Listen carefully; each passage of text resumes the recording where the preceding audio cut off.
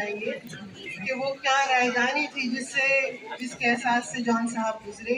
وہ احساس ہو تو وہ جان صاحب بن سکتے ہیں، آسان نہیں ہے. جان صاحب کی محبت کا حق ادا کرنا بھی آسان نہیں ہے. اس طرف زلف ناز پرغم ہے اور ادھر اپنی زندگی کم.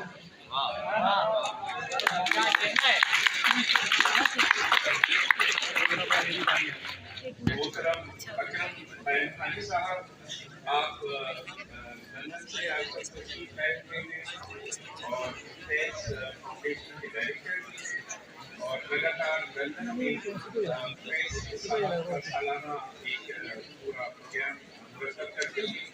محترم اکرم خان عزیز سے بہت طالبات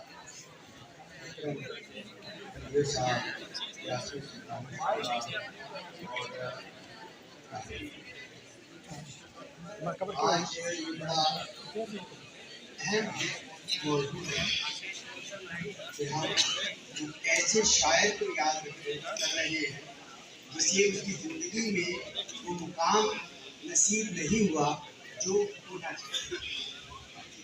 تو اور وہ شاعر اس لیے یاد کیا جاتا ہے اس شاعر کو کیونکہ اس شاعر نے اپنے آپ کو، اپنی تکالیف کو، اپنے خیالات کو، اپنے رویے کو، اپنے جذبے کو عوام سے جوڑا. اور وہ اسی لیے آپ دیکھ رہے ہیں کہ میرے جیسا ایک تھوڑا سا پولیٹیکل کارکن، بڑے پولیٹیکل لیڈر، سیاسی رہنما یہاں موجود ہیں کہ جان صاحب کا رشتہ سیاست سے شاید براہ راست تو نہیں تھا، لیکن جو مظلوموں کی سیاست ہے اس سے ان کا بڑا گہرا تعلق تھا. ان کی شاعری آپ کو نظر آتی ہے کہ اسی سلسلے کی کڑی ہے جو آپ کو دکھائی دیتی ہے. تو اسی لیے میں نے سوچا کہ بجائے اس کے کہ میں جان صاحب پر کوئی نہیں رکھتا ہوں، میرا اختیار بھی نہیں ہے کہ میں، کیونکہ ہم کام کر رہے ہیں، ادبی ورکر ہیں، برطانیہ سے باہر یورپ میں کام کر رہے ہیں ادب کے لیے.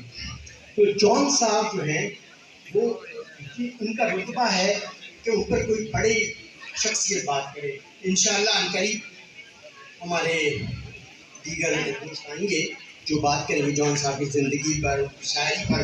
میں بات کرتا ہوں کہ جان صاحب کو آپ جب پڑھیں تو آپ یہ مت سمجھے، میں بچوں سے طلبہ طالبات سے کہہ رہا ہوں کہ وہ ان کی شاعری جو ہے وہ شاید عشقیہ شاعری، ان کی شاعری جو ہے وہ عشقیہ شاعری کے ساتھ ساتھ آپ کے مسائل، روز مرہ مسائل کو اجاگر کرتی ہے.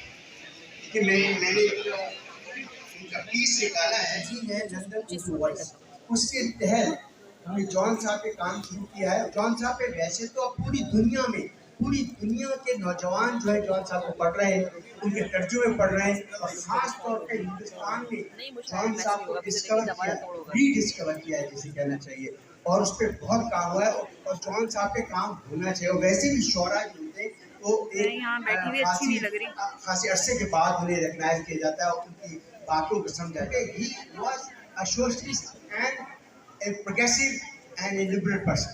تو وہ ان کو امید ہے، نا امید نہیں ہے. وہ بتاتے ہیں کہ کیا ہو رہا ہے سوسائٹی میں، لیکن ساتھ ساتھ وہ یہ بھی کہتے ہیں کہ اسے بہتر ہونا چاہیے. تو میں ایک آپ سے 2-4 منٹ توجہ چاہتا ہوں کہ آپ ان کی اس تحریر کو سنیں، کہ آپ کو بہت مزہ آئے گا اس تحریر کو سن کر. اس تحریر کا عنوان ہے وہ آواز یہ تھی، وہ آواز یہ تھی. میں درخواست کروں گا مسعود اللہ خان برائے مہربانی، مسعود اللہ خان کے لیے تالیاں بجائیے جناب.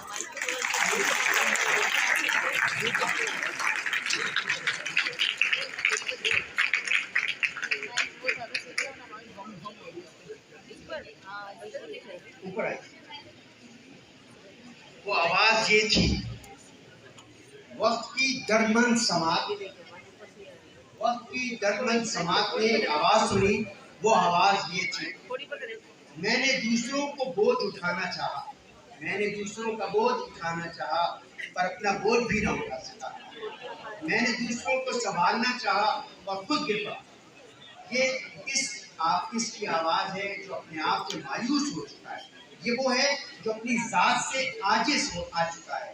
تو رائے گاں ہی گیا، اور کیسا رائے گاں؟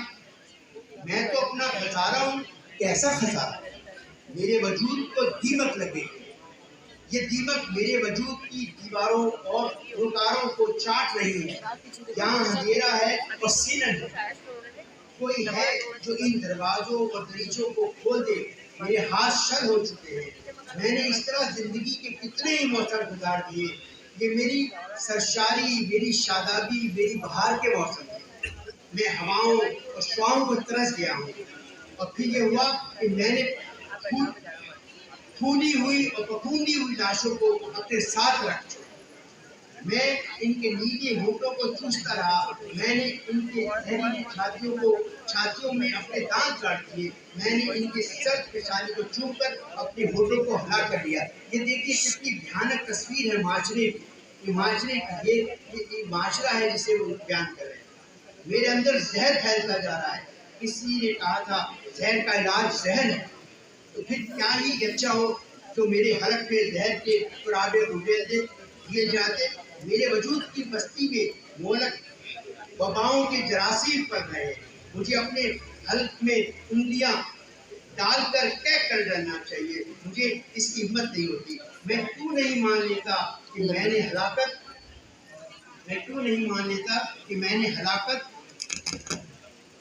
ہلاکت کے جراثیم ایک کو اپنی ذات کا ایک حصہ سمجھ لیا ہے۔ میں کیوں نہیں مان لیتا میں نے اس فساد کو جی لگا کر پالا اور پروان چڑھایا۔ آواز نے سسکتے ہوئے کہا، مجھے یہ کیا ہو گیا؟ میں ضائع ہو رہا ہوں، مجھے ضائع نہ ہونے دو، مجھے باہر نکال لو۔ ہواؤں میں اور شعاؤں میں نے اب تک اپنا ایک ہی حق استعمال کرنا سیکھا ہے، خودکشی کرنے کا حق۔ مجھ سے خودکشی کرنے کا یہ حق چھین لو اور مجھے باہر نکال لو، مجھے رائے گاہ نہ جانے دو، مجھے ضائع نہ ہونے دو، مجھے ہلاکت کی تاریخ مخلوط سے باہر نکال لو۔ یہ وہ امید ہے، یہ اپیل ہے کہ ایسا ہم کریں، اپنے سماج کو تبدیل کریں کہ ان تمام غلاظتوں سے باہر نکلیں۔ یہ ہے جوہر ایریا۔ بچوں، آپ کو پڑھنا چاہیے اور ان سے سیکھنا چاہیے۔ Thank you very much.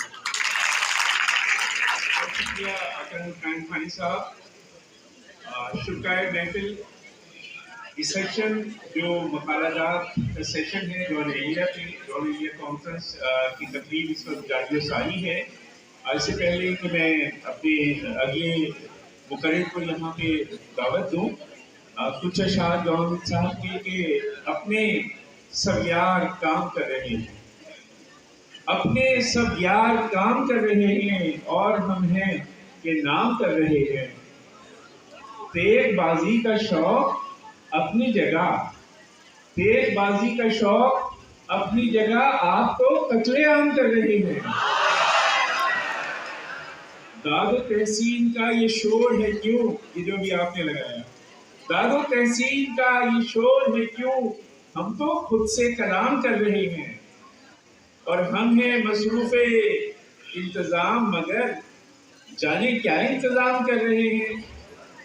ہے وہ بے چارگی کا حال کہ ہم ہر کسی کو سلام کر رہے ہیں، اور ایک قطالہ چاہیے ہم کو، ایک قطالہ چاہیے ہم کو، ہم یہ اعلان عام کر رہے ہیں۔ اور ساتھ ہی میں یہ اعلان کر رہا ہوں کہ ہمارے درمیان ہمارے محترم دوست صحافی بی بی سی لندن سے وابستہ رہے بہت طویل عرصے تک، اور آج کل ڈان کے لیے جو ایک پروگرام ہوتا ہے ذرا ہٹ کے، اس کی میزبانی فرماتے ہیں جناب وسعت اللہ خان صاحب۔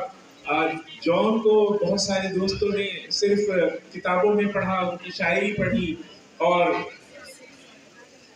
وسعت اللہ خان صاحب کو یہ اعزاز حاصل ہے کہ انہوں نے جان ایلیا کو اپنی محفلوں میں پڑھا، اپنے آس پاس پڑھا، اور ان کے ساتھ طویل ملاقاتیں بھی رہی، اور جتنا جان صاحب کو وہ سمجھتے ہیں وہ اب ہم ان سے ان کی زبانی سنتے ہیں۔ جناب وسعت اللہ خان صاحب۔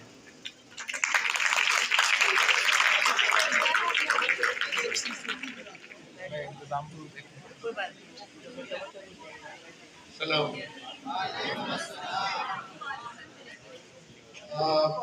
जब तक मैं जॉन एरिया से नहीं मिला था तो मुझे लगता था कि वो पैदा हुए होंगे जैसे सभी पैदा होते हैं, लेकिन उनसे मिलने के बाद लगा कि वो पैदा नहीं हुए, वो कुदरत से सरजद हुए थे। इसलिए कि जॉन जो है आप की जो उम्रें मुझे नजर आ रही है, जाहिर है कि आपने तो उनका सिर्फ तस्करा सुना है। मैं उस आखिरी बैच, आखिरी पीढ़ी का आदमी हूँ जिसे जॉन के साथ थोड़ा सा वक्त गुजारने का मौका मिला। वो जिस्म तो उनका इंसानी था, मतलब हाथ पाँव गर्दन आंखें सब बिल्कुल ऐसा लगता था जैसे इंसान है, लेकिन वो सरापा दिमाग थे और उन लोगों में से थे